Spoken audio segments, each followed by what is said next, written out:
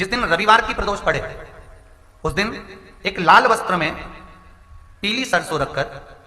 और उसके अंतर्गत कुछ भी एक, या तो बमूल का कांटा ना मिले तो गुलाब का कांटा ही उसके अंतर्गत रख लीजिए। और मान लो कोई काम ऐसा है कि उसमें पैसा तुम्हारा आ ही नहीं रहा, बहुत घाटे पर घाटा जा रहा है, नुकसान बहुत हो रहा है और कोई काम हो ही नहीं रहा, तो महाराज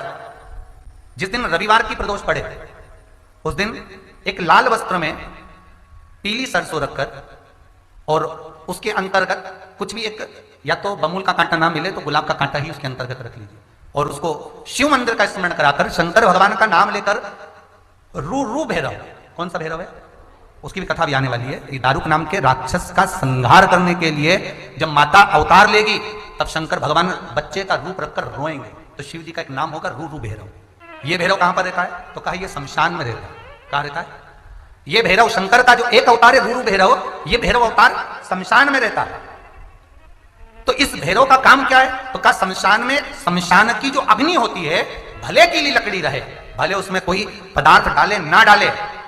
थोड़ी देर में वो अग्नि रू रू आवाज, हल्की सी शमशान की जो अग्नि जलती है उसमें एक आवाज आती है। आप ऐसे कोई अग्नि जलाएंगे ना तो आवाज नहीं आई, ध्यान देना। हमारे शमशान में अगर जो लोग गए होंगे मुर्दा जलाने के लिए, तो अगर वो एकांत में बैठेंगे तो उसमें से एक आवाज आती है रू रू रू रू।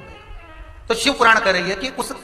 सरसों को, कांटे को रू रू भैरव का नाम लेकर जिस व्यापार जो नहीं चल रहा है, दुकान जो नहीं चल रही है, उस दुकान के सामने, उस व्यापार के सम्मुख में उसको जला दिया जाता है। यह करा जाता है रवि प्रदोष के लिए। महाराज कौन से प्रदोष? रवि प्रदोष के, जो सुख का भान कराती है, व्यापार की उन्नति के लिए, समृद्धि के लिए, लक्ष्मी के लिए इसका प्रयोग किया जाता है। तो यहां पर दारुक नाम का जो असुर है, दारुक नाम का जो राक्षस है, उसका एक ही कहना है कि मैं मरूं, मना नहीं है ब्रह्मदेव पर, वो मरने का। नंदी का एक पांव जो ऊपर होता है, आप लोगों ने दर्शन करे होंगे शंकर जी के मंदिर में नंदी के, तो नंदी का एक पांव उठा हुआ होता है, एक पांव नीचा की ओर होता है। हड्डी से जुड़ा हुआ रोग, नेत्रों से जुड़ा हुआ, मस्तिष्क से जुड़ा हुआ कोई रोग रहता है तो एक नीले कलर का फूल आता है महाराज, उस फूल में हल्दी डालकर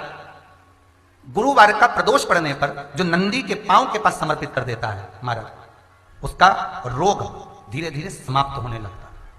लिंग पुराण कहती है कि नंदीश्वर भगवान के सामने जो पुष्प समर्पित करा जाता है उसको, ये तो लिखा था स्कंद पुराण और शिव पुराण, लिंग पुराण कहती है जो फूल आपने समर्पित करा उसको लाकर पानी की बाल्टी में डालकर आप स्नान भी कर सकते हो, उससे भी हड्डी के जितने रोग होते हैं उसमें आराम लगने लगता है। जैसे कहीं शरीर नहीं चल रहा, हाथ झुन्न पड़ रहा है, हाथ काम नहीं कर रहा, हाथ में झुंझुनी आ रही है, कंपन आ रहा है, प्रदोष हो चाहे रविवार की हो, सोमवार की हो, मंगल की हो, बुधवार की हो, गुरुवार की हो, शुक्रवार की हो, शनिवार की हो, कोई भी वार की हो, प्रदोष काल में शाम का समय सूर्य डूब रहा हो, बस डूबा ही हो, और उस समय पर केवल 3 दिन ऐसे रहेंगे, 3 बार ऐसे रहेंगे, 3 तिथियां ऐसी रहेंगी, 3 समय ऐसा रहेगा जिस समय पर तेरे द्वारा निर्मित शूल को भी शिव धारण करेगा और जगत का कल्याण करेगा। 3 दिन, 3 तिथियां, 3 बार, 3 नक्षत्र, 3 घड़ी, 3 पल,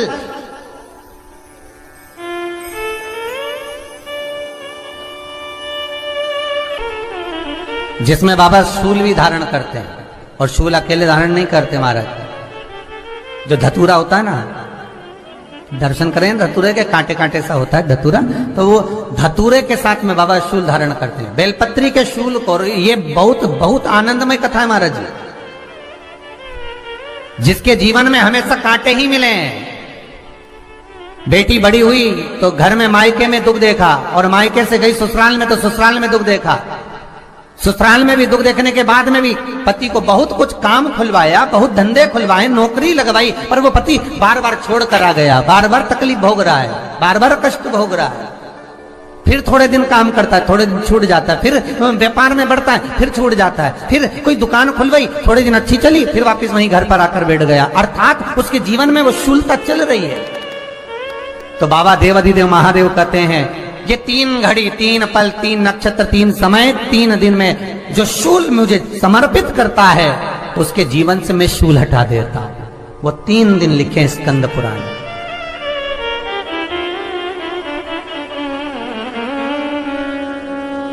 महाराज बैसाख महीने में जो प्रदोष आती है बैसाख के महीने में बहुत ध्यान से सुनना भाई, जो अपनी जिंदगी से बहुत तंग आ गए हो, परेशान हो गए हो, कष्टमय जीवन जी रहे हो, बहुत दुखी हो गए हो, उनके लिए ये स्कंद पुराण का चरित्र फिर मिले ना मिले, आप प्रेम से सुन लो भाव से। पहला, बैसाख महीने की प्रदोष, चाहे वो शनिचरी प्रदोष हो, चाहे रविवार की हो, सोमवार की हो, मंगल की हो, बुधवार की हो, गुरुवार की हो, शुक्रवार की हो, शनिवार की हो, कोई भी वार की हो, पर बैसाख महीने की प्रदोष, प्रदोष काल में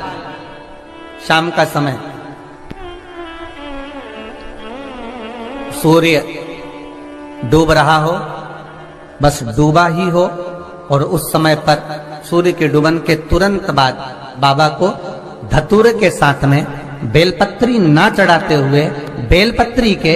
वृक्ष के 7 कांटे बाबा के शिवलिंग पर समर्पित करे जाते हैं महाराज, अपनी जिंदगी में अड़चनों को हटाने के लिए। फिर आप जिस व्यापार में उतरे, जिस व्यवसाय में उतरे, जिस नौकरी में उतरे, आप दिल से करें, आपको तरक्की मिलेगी। आप हार नहीं सकते, नीचे नहीं आ सकते, उन्नति पर ही चढ़ेंगे। एक वैशाख मास की प्रदोष, दूसरा शिवरात्रि के दिन मध्याह्न का समय महाराज, जो बड़ी शिवरात्रि होती है माघ की, बड़ी शिवरात्रि के अंतर्गत मध्याह्न का समय दोपहर के ठीक 12 बजे, चाहे फिर वो कोई भी दिन हो महाराज, शिवरात्रि जिस दिन पड़ रही हो,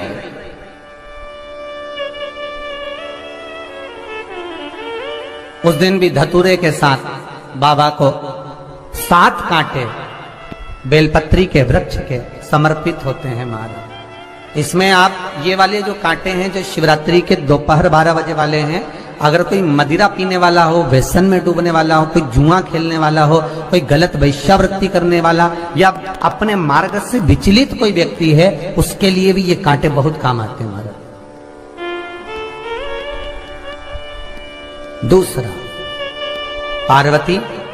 तेरे द्वारा तेरे नयन अश्रु से जो प्रगटा हुआ बेल का वृक्ष है, द्वितीय शूल मैं वहां धारण करता हूं, तृतीय शूल, तीसरा शूल जो वर्णन करा गया महाराज, भगवान श्रावण के महीने में जो भी दूसरा सोमवार पड़े, जो भी पड़े, श्रावण के महीने का दूसरा सोमवार, आप सबको पहले भी श्रावण के महीने में जो कथा कही उसका व्याख्यान वर्णन करा कि श्रावण का महीने का महत्व क्या है, वो भी आपको ऑनलाइन कथा में आप लोग सुन चुके हैं, लाइव कथा में श्रावण का पूरा महत्व बताया था कि श्रावण के महीने में शंकर भगवान को पूरा लेखा जोखा का भार प्रदान किया गया था। दूसरा सोमवार, श्रावण के महीने का जो दूसरा सोमवार होता है, उस दूसरे सोमवार में रात्रि के समय पर, अर्थात शास्त्र अब घड़ी और पल का स्मरण करेंगे तो रात्रि के बजेंगे 10 से 12 बजे मारे, 10 से 12 के बीच में धतूरे के साथ बाबा को शूल समर्पित होता है महाराज। ये भी हमारी बाधाओं को, हमारी तकलीफों को, व्यापार व्यवसाय के लिए, नौकरी सर्विस के लिए, बहुत सारे एग्जाम में आप बैठ लिए, गवर्नमेंट एग्जाम के लिए बैठ लिए, नहीं हो रहा, ये 3 बार मेरे शंकर को बेलपत्री के वृक्ष के शूल समर्पित होते हैं, उसका आनंद पाना।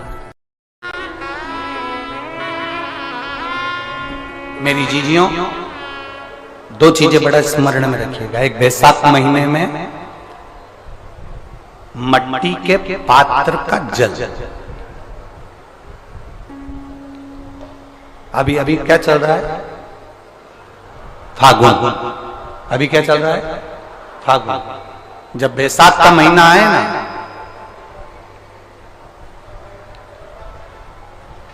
जितने यहां बैठे और जितने आस्था चैनल पर सुन रहे और जितने फेसबुक यूट्यूब पर कथा श्रवण कर रहे, जितने मोबाइलों पर देख रहे हैं, प्रयास करना, बैसाख के महीने में मिट्टी के पात्र में जो रात्रि भर जल रखा हो, मिट्टी के पात्र में, अगर आपके पास में घड़ा हो, हंडा हो, नी हो, तो दिया हो, दीपक हो, कुल्लड़ हो, कोई भी तुम्हारे पास में जो मिट्टी का पात्र उसमें जल भरना, वो जल बैसाख के महीने की किसी भी सोमवार के दिन, किसी भी सोमवार के दिन, बैसाख महीने या किसी प्रदोष के दिन या बैसाख महीने के शिवरात्रि के दिन, वो मिट्टी के पात्र का जल अपने घर के प्रत्येक व्यक्ति का स्पर्श कराकर उस मिट्टी के पात्र के जल को तांबे के पात्र में डाल लीजिए और घर के प्रत्येक व्यक्ति का स्पर्श करा लीजिए और शंकर भगवान पर कुंडकेश्वर महादेव के नाम से समर्पित करिए। कुंडकेश्वर महादेव। कभी जीवन में पीछे पलट कर देखने की जरूरत नहीं पड़ेगी, आप उन्नति की सीढ़ी की ओर बढ़ते चले जाओगे। बैसाख महीने में मिट्टी के पात्र का जल भगवान शंकर को समर्पित होना चाहिए, उसका सुख हमारे जीवन को एक आनंद फल प्रदान। जैसे कहते हैं ना, कोई अच्छा मिले ना मिले, धन मिलने से कोई भाग्यशाली नहीं होता।